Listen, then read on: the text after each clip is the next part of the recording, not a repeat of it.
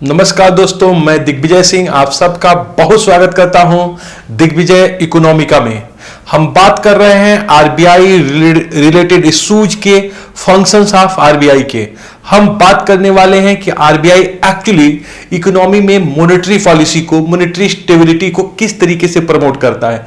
आखिर में आरबीआई के पास वो कौन से इंस्ट्रूमेंट्स है जिसके माध्यम से वो प्राइस स्टेबिलिटी करने में सफल होता है। तो दोस्तों, ये बहुत ही इंपॉर्टेंट वीडियो है। ये प्रश्न बहुत ही पूछे जाते हैं कि डिफरेंट टाइप का इंस्ट्रूमेंट्स क्या है और आरबीआई किस तरह से इकोनॉमिक स्टेबिलिटी प्रमोट करता है। तो दोस्तों, आज हम बात करेंगे इंस्ट्रूमेंट्स ऑफ मॉनेटरी पॉलिसी या क्रेडिट कंट्रोल की कौन सी पॉलिसी है उसके पास, और वो इंस्ट्रूमेंट्स को किस तरह से हम डिवाइड कर सकते हैं। तो इस महत्वपूर्ण वीडियो देखने से पहले please like and subscribe my channel Digvijay Economica. दोस्तों, एक्चुअली हम बात ये कर रहे थे कि आरबीआई का जो बेसिक, जो सबसे महत्वपूर्ण जो उसका टारगेट है, जो लक्ष्य है, वो इकोनॉमी में प्राइस स्टेबिलिटी को प्रमोट करना है। आरबीआई ये चाहता है कि इकोनॉमी में न तो इन्फ्लेशन हो, न रिसेशन हो, इकोनॉमिक में प्राइस स्टेबिलिटी हो, इकोनॉमिक स्टेबिलिटी हो।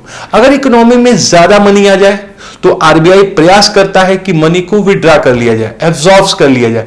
और अगर इकोनॉमी में कम मनी है तो पूरा का पूरा आरबीआई का प्रयास होता है कि ज्यादा मनी को इकोनॉमी में इंजेक्ट किया जाए। तो एक्चुअली ये किस तरीके से करता है, इकोनॉमी में लिक्विडिटी का इंजेक्शन आरबीआई कैसे करेगा, या फिर इकोनॉमी से लिक्विडिटी का एब्जॉर्प्शन, अर्थव्यवस्था में पैसे को डालेगा कैसे, अर्थव्यवस्था में पैसे को निकालेगा कैसे, ये महत्वपूर्ण काम आरबीआई कैसे करता है, उसके पास कौन से बेसिक इंस्ट्रूमेंट्स होते हैं जिसके माध्यम से वो प्राइस स्टेबिलिटी करता है। आज उन्हीं इंस्ट्रूमेंट्स के बारे में हम पढ़ेंगे। और मैं आपको बता दूं कि किसी भी साल का आप कंपटीशन का पेपर उठा के देखिएगा, चाहे वो सिविल सर्विसेज का हो, आईएएस का हो, चाहे वो पीसीएस का हो, ये प्रश्न बहुत ही ज्यादा पूछे जाते हैं। तो एक्चुअली जो मॉनेटरी पॉलिसी के इंस्ट्रूमेंट्स है जिसके माध्यम से आरबीआई मॉनेटरी पॉलिसी को प्रमोट करता है, मैनेज करता है, वो बेसिकली दो भागों में बांटे जा सकते हैं। एक को हम कहते हैं क्वांटिटेटिव इंस्ट्रूमेंट्स, मतलब मात्रात्मक यंत्र या फिर मात्रात्मक औजार, और दूसरा है क्वालिटेटिव इंस्ट्रूमेंट्स, गुणात्मक यंत्र या फिर गुणात्मक हथियार। आरबीआई के मॉनेटरी पॉलिसी के इंस्ट्रूमेंट्स को दोस्तों हम यहां दो भागों में बांट रहे हैं। एक को हमने क्वांटिटेटिव कहा है और दूसरे को हमने क्वालिटेटिव कहा है। जो क्वांटिटेटिव इंस्ट्रूमेंट्स है उसमें बैंक रेट या फिर रीडिस्काउंट रेट पहला है, महत्वपूर्ण है। बैंक रेट या फिर रीडिस्काउंट रेट मतलब बैंक दर या फिर पुनर्बट्टा दर। दूसरा है वेरिएबल रिजर्व रेशियो। आप लोग इस चार्ट को जरूर बना लीजिए, आप लोग अपने नोटबुक पे लिखना शुरू करिए। ऐसे ही instruments of monetary policy, quantitative instruments and qualitative instruments, और ये बहुत अच्छे से आपको प्रिपेयर करना है। तो पहला जो क्वांटिटेटिव इंस्ट्रूमेंट्स है दैट इज बैंक रेट, वो बैंक रेट है। दूसरा जो क्वांटिटेटिव इंस्ट्रूमेंट्स है वो वेरिएबल रिजर्व रेशियो वीआरआर है, जिसे हम दो भागों में बांट सकते हैं, सीआरआर और एसएलआर, कैश रिजर्व रेशियो और स्टैट्यूटरी लिक्विडिटी रेशियो। जो वीआरआर है उसे हम दो भागों में बांट सकते हैं, कैश रिजर्व रेशियो और फिर स्टैट्यूटरी लिक्विडिटी रेशियो। इसी तरीके से इकोनॉमी में ओपन मार्केट ऑपरेशन, ओएमओ है, जो एक क्वांटिटेटिव इंस्ट्रूमेंट्स है। इसी तरह लिक्विडिटी एडजस्टमेंट फैसिलिटी, लैफ है, जिसके अंतर्गत रिपो और रिवर्स रिपो आते हैं, ये भी एक क्वांटिटेटिव इंस्ट्रूमेंट्स है। और फिर है मार्जिनल स्टैंडिंग फैसिलिटी, एमएसएफ, लिख लीजिए इसका फुल फॉर्म। एमएसएफ का फुल फॉर्म है मार्जिनल स्टैंडिंग फैसिलिटी। और फिर है मार्केट स्टेबलाइजेशन स्कीम। तो देखिए दोस्तों, ये इकोनॉमी में ऐसे इंस्ट्रूमेंट्स हैं जो इकोनॉमी में मनी के क्वांटिटेटिव को प्रभावित करते हैं, मनी के मात्रा को प्रभावित करते हैं। ऐसे इंस्ट्रूमेंट्स जो इकोनॉमी में मनी के क्वांटिटेटिव को प्रभावित करे, क्वांटिटेटिव को, मात्रा को घटा दे या फिर बढ़ा दे, ऐसे इंस्ट्रूमेंट्स को हम क्वांटिटेटिव इंस्ट्रूमेंट्स कहते हैं। दोस्तों, अगर इकोनॉमी में इन्फ्लेशन ज्यादा है, मतलब मनी की मात्रा ज्यादा है, तो किस तरीके से इकोनॉमी से मनी को एब्जॉर्ब किया जाए, तो वो इंस्ट्रूमेंट्स हो सकते हैं बैंक रेट या फिर सीआरआर या फिर एसएलआर या फिर ओपन मार्केट या फिर रेपो रिवर्स रेपो।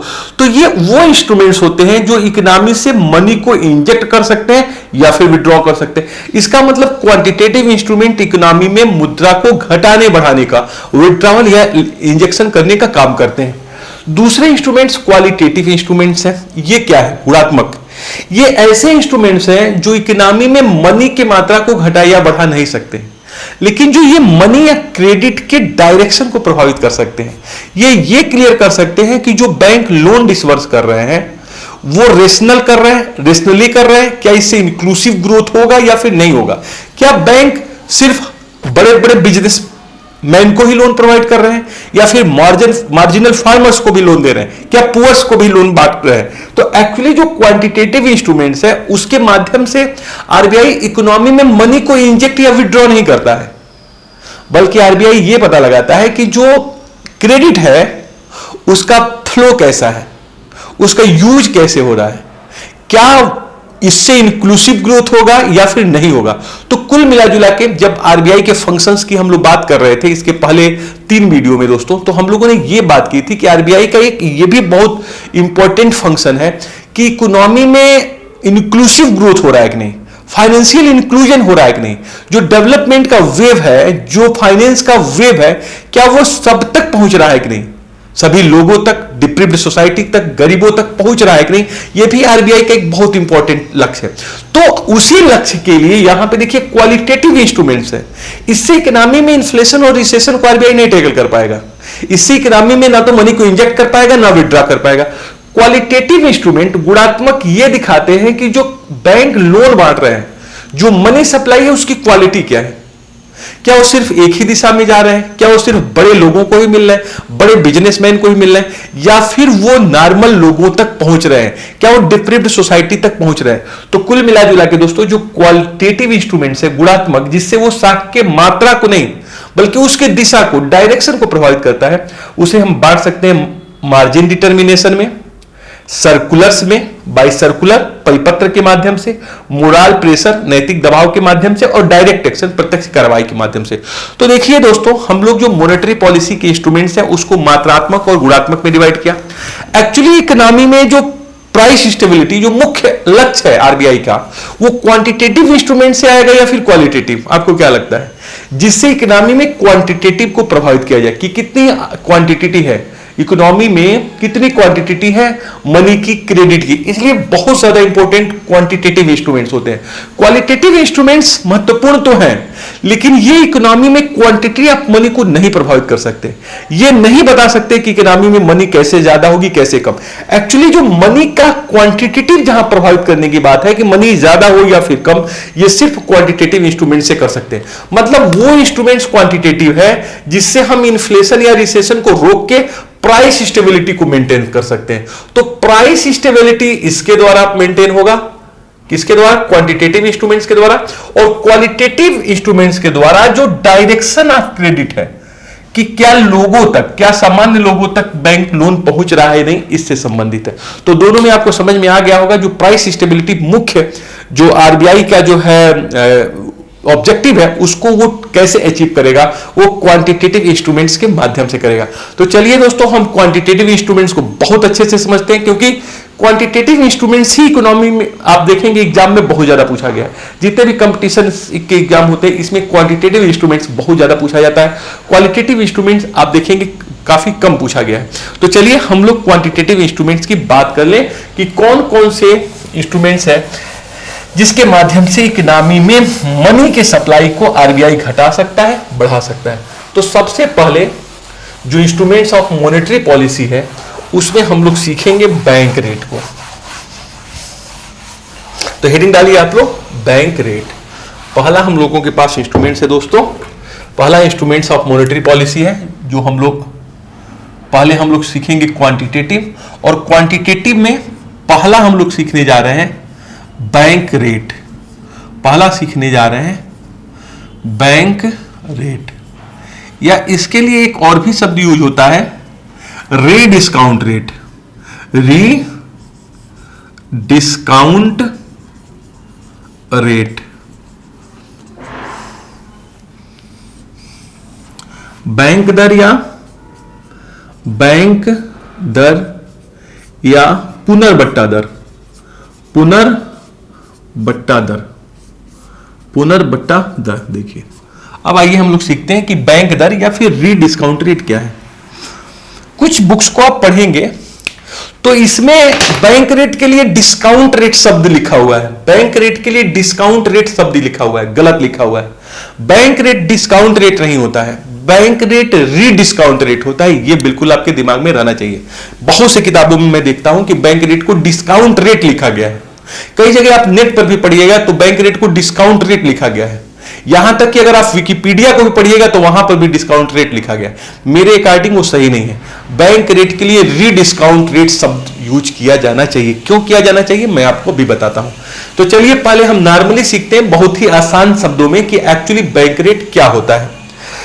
मैंने आपसे कहा था कि आरबीआई जो है वो बैंकों का बैंक है, कमर्शियल बैंकों का गार्जियन है, सुपरवाइज करता है, उनको रेगुलेट करता है। आपने देखा कि बैंकिंग रेगुलेशन एक्ट जो 1949 है वो कमर्शियल बैंकों के कंट्रोल का राइट जो है आरबीआई को दिया हुआ है। आरबीआई गार्जियन है कमर्शियल बैंकों का। वो चाहता है कि कभी भी ये प्रॉब्लम में ना आए, साथ ही ये इकोनॉमी में बेहतर काम कर सकें। देखिए मैंने कहा कि जो कमर्शियल बैंक का बैंक है वो आरबीआई है। अगर कमर्शियल बैंकों के पास मान लीजिए कि पैसे नहीं है तो वो कहां से जाके पैसा प्राप्त करेंगे, कहां से लोन मांगेंगे? तो सिंपली कमर्शियल बैंक लोन मांगते हैं सेंट्रल बैंक से। लेकिन क्या सेंट्रल बैंक आरबीआई कमर्शियल बैंकों को फ्री ऑफ कॉस्ट फंड देगा? क्या उनसे किसी तरह का ब्याज नहीं लेगा? क्या आंसर है नहीं। कमर्शियल बैंकों से सेंट्रल बैंक ब्याज लेगा। मतलब कमर्शियल बैंकों से सेंट्रल बैंक क्या लेता है? रेट ऑफ इंटरेस्ट, तो उनको लोन देता है।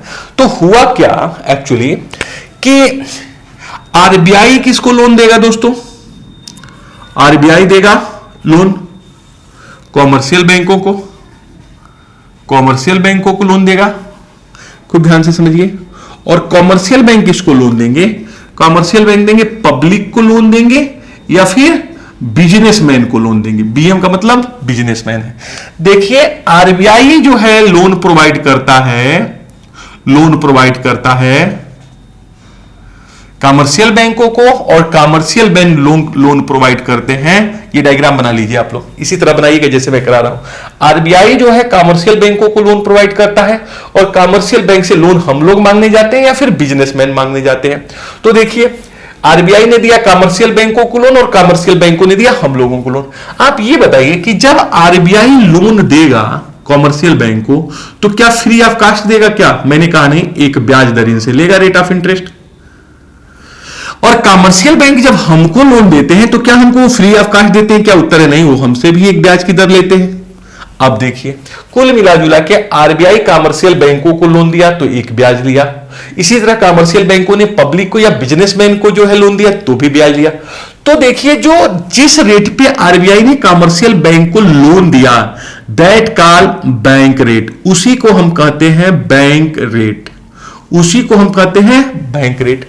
और जिस रेट पे कमर्शियल बैंकों ने पब्लिक को या फिर बिजनेसमैन को लोन दिया उसको हम कहते हैं लेंडिंग रेट, उसको हम कहते हैं लेंडिंग रेट। तो जरा खूब ध्यान से इसको समझिए, what is bank rate and what is lending rate. Bank rate is the rate at which RBI provide loan to commercial bank. Bank दर वह दर है जिस पर देश का केंद्रीय bank reserve bank of India commercial बैंकों को लोन प्रोवाइड करता है। और what is lending rate? Lending rate वो रेट है जिसपे कॉमर्शियल बैंक पब्लिक या बिजनेसमैन को लोन प्रोवाइड करते हैं। खूब ध्यान से सुनिए, बैंक रेट वो रेट है जिसपे सेंट्रल बैंक आरबीआई कमर्शियल बैंकों को लोन प्रोवाइड करते हैं। और एक्चुअली जो है लेंडिंग रेट वो रेट है जिसपे कमर्शियल बैंक हम लोगों को लोन प्रोवाइड करते हैं। अब आप चूंकि बताइए, चूंकि हमेशा जो है कॉमर्शियल बैंक एक लाभ कमाने वाली संस्था है प्रॉफिट के लिए, तो उनकी लेंडिंग रेट ज्यादा होगी कि बैंक रेट? उत्तर है lending rate always greater than bank rate. अगर आरबीआई ने 6% पे कमर्शियल बैंकों को लोन प्रोवाइड किया है तो नो डाउट वो हम लोगों को 8% पे लोन प्रोवाइड करेंगे, उनकी लेंडिंग रेट 8% होगी। अगर लेंडिंग रेट कितनी है? 8% है तो बैंक रेट 6% है। जो 2% आप देख रहे हैं ये कमर्शियल बैंकों की प्रॉफिट है, वो इंटरेस्ट मार्जिन है, वो उनकी प्रॉफिट है। कुल मिला जुला के कमर्शियल बैंक चूंकि लाभ कमाने वाली संस्था है इसलिए हमेशा लेंडिंग रेट ज्यादा होगा बैंक रेट से। वो आरबीआई से 6% पे पाएंगे और आपको जो है वो 8% पे लोन प्रोवाइड करेंगे। तो ये जो आएगा 2% का जो आप डिफरेंस देख रहे हैं वो कमर्शियल बैंकों की प्रॉफिट हो जाएगी। तो देखिए दोस्तों, सिंपल सबसे सरल भाषा में क्या है, बैंक रेट वो रेट है जिसपे आरबीआई कमर्शियल बैंकों को लोन देता है, और कमर्शियल बैंक जिस रेट पे पब्लिक को, बिजनेसमैन को लोन देते हैं वो लेंडिंग रेट होती है। और अब तक हम लोगों ने ये सीखा कि lending rate always greater than bank rate, lending rate bank rate से ज्यादा होगी, और ये इसलिए ज्यादा होगी बैंक रेट से लेंडिंग रेट, ताकि उनको जो बेनिफिट है मिल सके कमर्शियल बैंकों को। अब ये बताइए आप लोग, ये सिस्टम आप समझ गए कि नहीं? अगर इसको आप समझ गए तो मैं बहुत आसानी से बता सकता हूं कि किस तरीके से इकोनॉमी में बैंक रेट के द्वारा इकोनॉमिक स्टेबिलिटी, प्राइस स्टेबिलिटी लाई जा सकती है। एक तो चीज ये है कि पहले हम इसे सीख लें कि नॉर्मली इससे किस तरह से प्राइस स्टेबिलिटी, इकोनॉमिक स्टेबिलिटी आ सकती है, और दूसरा चीज कि टेक्निकली इसे रीडिस्काउंट रेट क्यों कहते हैं, इसको हम सीख लें। दो चीजों को आइए हम सीखते हैं। पहला हम ये सीखें जो सबसे सिंपल है कि बैंक रेट के माध्यम से किस तरीके से प्राइस स्टेबिलिटी को लाया जा सकता है। अगर इन्फ्लेशन है तो कैसे टैकल किया जा सकता है, और रिसेशन है तो आरबीआई इसे कैसे टैकल कर सकता है। पहले इस चीज को हम लोग क्लियर कर लें, पहले इस चीज को हम लोग क्लियर कर लें कि क्या हो रहा है, कैसे हो रहा है, फिर हम लोग सीखेंगे कि एक्चुअली जो है रीडिस्काउंट रेट हम क्यों कहते हैं। तो चलिए देखिए, सिचुएशन है पहला, इन्फ्लेशन की मान लीजिए सिचुएशन है, इकोनॉमी में इन्फ्लेशन है। खूब ध्यान से समझिएगा आप यहां से, क्योंकि यहीं से क्वेश्चन पूछे जाते हैं कंपटीशन में। मान लीजिए इकोनॉमी में इन्फ्लेशन है और आपको बैंक रेट के माध्यम से इस इन्फ्लेशन को टैकल करना है। तो आप बैंक रेट के माध्यम से इकोनॉमी में इन्फ्लेशन को, मुद्रास्फीति को किस तरीके से नियंत्रित करेंगे, मुद्रास्फीति को किस तरीके से आप नियंत्रित करेंगे। तो पहला चीज जो मैंने पिछले वीडियो में बहुत क्लियर कट बताई है कि जब आपसे कहा जाए इकोनॉमी में इन्फ्लेशन है, तो आपको समझ लेना चाहिए कि इकोनॉमी में जो मनी है, जो मनी सप्लाई है वो ज्यादा हो गई है। हमको कुछ ऐसा करना है कि मनी कम हो जाए। इसका मतलब आरबीआई कुछ इस तरह का प्रयास करेगा जिससे इकोनॉमी से लिक्विडिटी को हम एब्जॉर्ब कर सके। अगर इन्फ्लेशन है तो आरबीआई ये करेगा कि इकोनॉमी से लिक्विडिटी को एब्जॉर्ब करेगा, क्या करेगा, एब्जॉर्ब करेगा, विथड्रॉ करेगा, इंजेक्ट नहीं करेगा। अगर इंजेक्ट कर दिया तो इकोनॉमी में और मनी हो जाएगी और इन्फ्लेशन आ जाएगा। तो आरबीआई को कुछ ऐसा करना है कि जिससे जो एक्सेस लिक्विडिटी है वो बाहर आ जाए। तो अब तक हम लोग क्या सीखे हैं, बैंक रेट के माध्यम से इसको, इन्फ्लेशन को आपको टैकल करना है। अब तक हम लोग देखे दोस्तों कि ये आरबीआई है, आरबीआई है, और ये है लोग कमर्शियल बैंक है, और इधर जो है पब्लिक है, और इधर जो है बिजनेसमैन है, बिजनेसमैन है। मान लीजिए कि आरबीआई ने कमर्शियल बैंकों को लोन दिया है 6% पे लोन दिया है। ये क्या है, बैंक रेट है, यही बैंक रेट है। और कमर्शियल बैंकों ने पब्लिक को लोन दिया है 8% पे, और ये जो है लेंडिंग रेट है। अब ये बताइए कि इन्फ्लेशन के सिचुएशन को हैंडल करने के लिए आरबीआई क्या करे।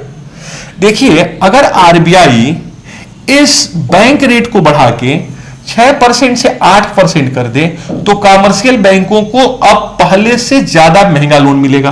पहले क्या था बैंक रेट 6%, अब आरबीआई ने इसको बढ़ा के कर दिया 8%, मतलब बैंक रेट 2% बढ़ गया। जब 2% बढ़ गया तो कमर्शियल बैंकों को महंगा लोन मिला।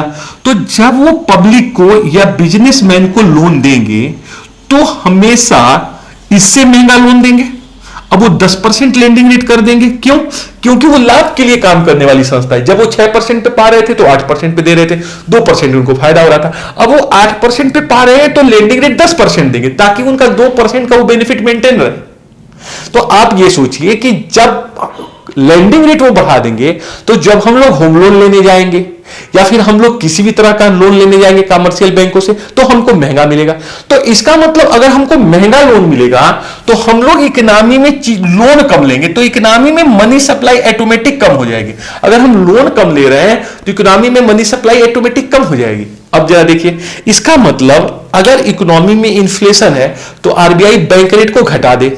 अगर आरबीआई बैंक रेट को घटाएगा तो कमर्शियल बैंकों को क्या देगा, सॉरी, अगर इकोनॉमी में इन्फ्लेशन है तो आरबीआई बैंक रेट को बढ़ा दे। अगर इकोनॉमी में बैंक रेट को बढ़ा दे तो कॉमर्शियल बैंकों को महंगा लोन देगा। अगर कॉमर्शियल बैंक महंगा लोन पाएंगे तो वो पब्लिक को ज्यादा महंगा लोन लेंगे। तो इकोनॉमी में जो ज्यादा मनी है, जो ज्यादा मनी सप्लाई था, वो अपने आप कम हो जाएगा, क्योंकि हम लोगों ने लोन लिया ही कम कमर्शियल बैंकों से। तो कुल मिला जुला के दोस्तों, अगर इन्फ्लेशन की सिचुएशन चल रही होती है तो आरबीआई बैंक रेट को बढ़ा देता है। बढ़ाने से क्या होती है, जो पब्लिक की कास्ट ऑफ क्रेडिट है, जिस पे वो लोन लेते हैं कमर्शियल बैंक से, वो महंगी हो जाती है, और वो महंगी हो जाती है तो हम लोग कम लोन लेते हैं। तो कुल मिला जुला के इससे जो इन्फ्लेशन कंट्रोल हो सकता है। तो देखिए, पहली सिचुएशन रही इन्फ्लेशन की, नोट करिए कि इन्फ्लेशन में आरबीआई बैंक रेट को बढ़ा देगा। इन्फ्लेशन में आरबीआई बैंक रेट को बढ़ा देगा। ये देखिए, कई बार क्वेश्चन पूछा जाता है, इन्फ्लेशन में क्या करेगा मुद्रा, इन्फ्लेशन में आरबीआई बैंक रेट को बढ़ा देगा। अब बढ़ाने से क्या होगा, लेंडिंग रेट महंगा होगा, जिससे हम लोग कम लोन लेंगे, और इकोनॉमी में जब लोन कम लिया जाएगा तो पैसे कम आएंगे और इकोनॉमी में इन्फ्लेशन की प्रॉब्लम सॉर्ट आउट हो जाएगी। तो पहली समस्या हम लोग टैकल कर लिए इन्फ्लेशन की। अब मान लीजिए दूसरी समस्या,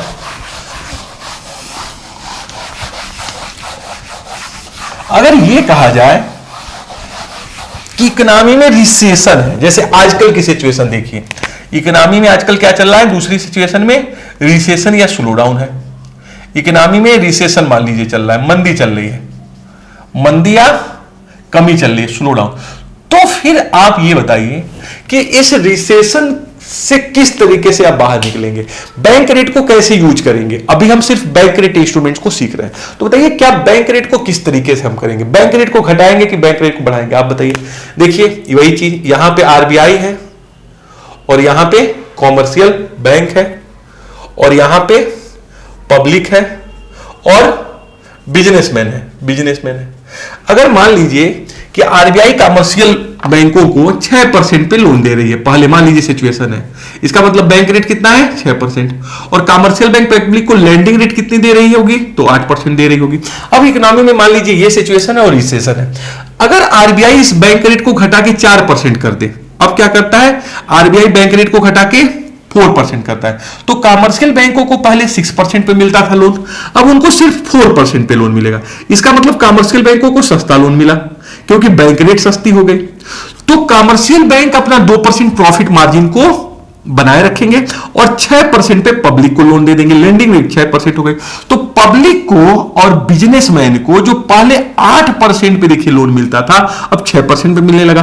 तो हम लोग ये सोचते हैं कि होम लोन सस्ता हो गया है, कार लोन सस्ता हो गया है, इकोनॉमी में बहुत कम रेट पे जो है हमको ब्याज पे पैसे मिल जा रहे हैं, तो हम जल्दी से अपना कार खरीद लें, जल्दी से घर खरीद लें, जल्दी से अपना बड़ा बिजनेस शुरू करें। और जितना ज्यादा हम लोग लोन लेंगे इकोनॉमी में, उतनी ही मनी इंजेक्ट हो जाएगी, उतनी ही मनी सप्लाई बढ़ जाएगी। तो रिसेशन में करना क्या होता है, देखिए पहले तो आप समझिए कि एक्चुअली रिसेशन में या इन्फ्लेशन में आरबीआई चाहता क्या है। मैंने आपको पिछले वाले क्लास में बिल्कुल क्लियर कट ये बताया है कि जब ये कहा जाए कि इकोनॉमी में रिसेशन है, तो रिसेशन का, मंदी का मतलब क्या है, इकोनॉमी में मनी की सप्लाई, मनी लिक्विडिटी जो है वो कम हो गई है।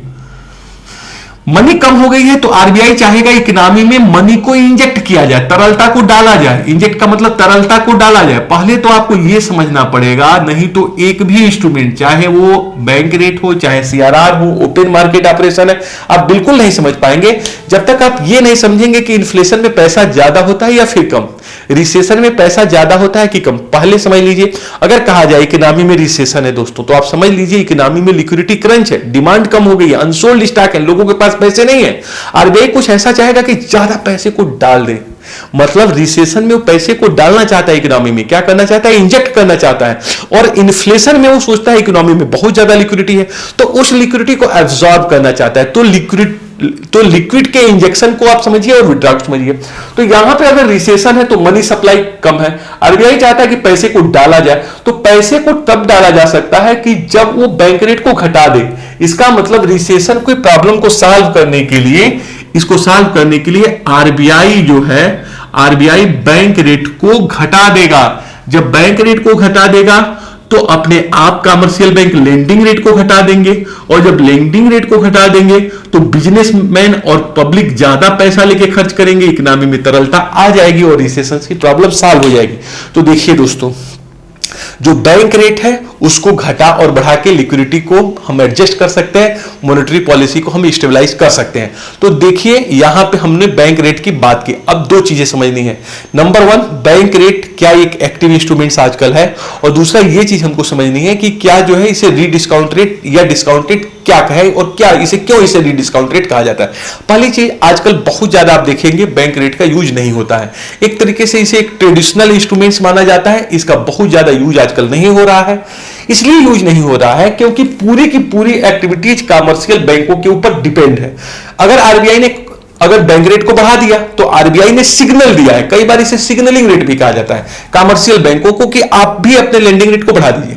लेकिन अगर मान लीजिए कि कमर्शियल बैंकों ने उसके सिग्नल की अनदेखी कर दी, न माना और उन्होंने न बढ़ाया, या फिर पहले से उसके पास लिक्विडिटी है, उनसे मांगने ही नहीं गए आरबीआई के पास, तो वो अपनी मनमानी करते दिखेंगे। तो कई बार आप देखेंगे ये जो इंस्ट्रूमेंट्स है वो फेल हो जाएगा बहुत लंबे समय तक। आप देखिएगा एक बार पीसीएस में मेंस में क्वेश्चन पूछा गया था कि कौन सा रेट है, इंस्ट्रूमेंट्स है जो बहुत लंबे समय तक 6 साल तक स्थिर रहा, तो ये बैंक रेट है जिसे 6 साल तक स्थिर रहा, और इसे आजकल पेनल रेट से जोड़ भी दिया गया है। एक्चुअली एक सिग्नलिंग का काम करता है, ये एक सिग्नल रेट का काम करता है। इसके माध्यम से आरबीआई कमर्शियल बैंकों को सिग्नल देते हैं कि इकोनॉमी में लिक्विडिटी की सिचुएशन क्या है, लिक्विडिटी को घटाया जाए या फिर बढ़ाया जाए। तो आजकल बहुत एक्टिव इंस्ट्रूमेंट्स नहीं रहा है, आजकल बहुत ज्यादा एक्टिव इंस्ट्रूमेंट शॉर्ट रन की पॉलिसी हो गई है, रेपो रिवर्स रेपो रेट हो गया है, जिसके माध्यम से लिक्विडिटी को कंट्रोल किया जा रहा है।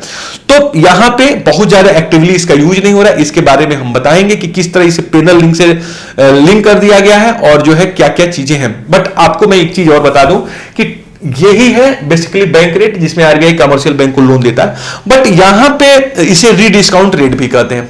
एक्चुअली होता क्या है, जैसे मान लीजिए कि कोई बिजनेसमैन है और उसके पास जो है कॉमर्शियल बिल है या फिर बिल ऑफ एक्सचेंज है और उसे पैसे की उनको आवश्यकता है, तो ये अपने जो कॉमर्शियल पेपर है या फिर बिल ऑफ एक्सचेंज है जिसके माध्यम से व्यवसाय बिजनेस करते हैं, उसको लिक्विड कराने की बात होती है, कि जब उसको पैसे में कन्वर्ट कराने की बात होती है तो बिजनेसमैन अपने बिल ऑफ एक्सचेंज या फिर कॉमर्शियल बिल को कमर्शियल बैंक के पास लेके जाते हैं और उसका डिस्काउंट करा लेते हैं। जैसे मान लीजिए कि कोई एक व्यापारी है, जैसे मान लीजिए रमेश एक व्यापारी है और वो सीमेंट का बिजनेस करता है और उसके पास मान लीजिए 5 लाख का बिल ऑफ एक्सचेंज है या फिर कॉमर्शियल पेपर है, ओके नहीं, या फिर जो है कॉमर्शियल पेपर है, तो वो जाएगा, अगर उसको पैसे की आवश्यकता पड़ेगी तो एसबीआई को 5 लाख का जो है अपना जो है देगा, कॉमर्शियल पेपर गिरवी रखेगा और उससे जो है पुनर्बट्टा करा लेगा। मतलब 5 लाख का पेपर रख के उससे 20% मान लीजिए या 10% का पुनर्बट्टा कराया तो 4 लाख रुपया लेके आएगा।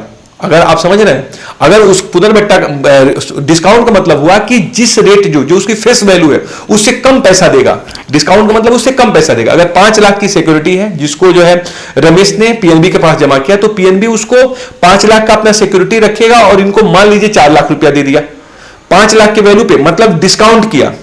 अब कमर्शियल बैंकों से ऐसे बिजनेसमैन पैसे ले लेते हैं, अपना बिल ऑफ एक्सचेंज रख लेते हैं, कमर्शियल पेपर रख देते हैं, क्योंकि वो आरबीआई के द्वारा ऑथराइज है इसलिए वो ऐसा करते हैं। तो इनके पास बहुत ज्यादा बिल ऑफ एक्सचेंज आ जाता है, कमर्शियल पेपर आ जाता है। तो अब ये क्या करते हैं कमर्शियल बैंक, जब इनको पैसे की आवश्यकता होती है तो इसे आरबीआई के पास लेके जाते हैं और आरबीआई जिस बिल का ये डिस्काउंट किए हैं उसी को रीडिस्काउंट करके जो है इनको पैसा दे देता है आरबीआई। तो एक्चुअली वही हुआ कि जिस रेट पे आरबीआई ने कमर्शियल बैंकों को लोन दिया, that is bank rate. Simply आपको बहुत ज्यादा टेक्निकलिटीज में नहीं जाना है, आजकल क्वेश्चन बहुत ज्यादा इसे टेक्निकल पूछे भी नहीं जा रहा है, आपको सिर्फ यह समझना है कि बैंक रेट वो रेट होती है जिसपे आरबीआई कमर्शियल बैंकों को लोन देते हैं। एक्चुअली इसे रीडिस्काउंट रेट कहते हैं, डिस्काउंट रेट नहीं, क्योंकि जिस बिल का डिस्काउंट कमर्शियल बैंक करेंगे, पीएनबी और एसबीआई करेंगे, उसी का रीडिस्काउंट आरबीआई करके कमर्शियल बैंक को लोन देगा। पहले बिजनेसमैन ने अपने बिल ऑफ एक्सचेंज या कमर्शियल पेपर को डिस्काउंट कराया एसबीआई और पीएनबी से, तो डिस्काउंट किसने किया? पीएनबी और एसबीआई ने, और 5 लाख के सिक्योरिटी पे इनको 4 लाख का लोन दिया। और उसी जो है सिक्योरिटी पे फिर जब ये आरबीआई से कमर्शियल बैंक लोन देने जाएंगे तो जिसका डिस्काउंट किया है पीएनबी एसबीआई ने, उसका रीडिस्काउंट आरबीआई करेगा, इसलिए इसको रीडिस्काउंट रेट भी कहते हैं। कुल मिलाजुला के दोस्तों बैंक रेट एक बहुत ज्यादा इफेक्टिव इंस्ट्रूमेंट्स नहीं होता है, इसलिए आजकल इसका यूज कम हो जा रहा है, एक ट्रेडिशनली मेथड माना जाता है और इसकी पूरा का पूरा जो एक्टिविटी डिपेंड करती है कमर्शियल बैंकों के ऊपर। तो अन्य जो है instruments open market operation, CRR, SLR और रिपो रिवर्स रेपो के बाद हम लोग पढ़ेंगे और उसको बहुत ही अच्छे से तैयार करेंगे। तो आप लोग इसी तरह से पूरे अपनी मनोदशा से बने रहिए। हमको कुछ बड़ा करना है, अच्छा करना है। तो thank you so much for watching Digvijay Economica. God bless you.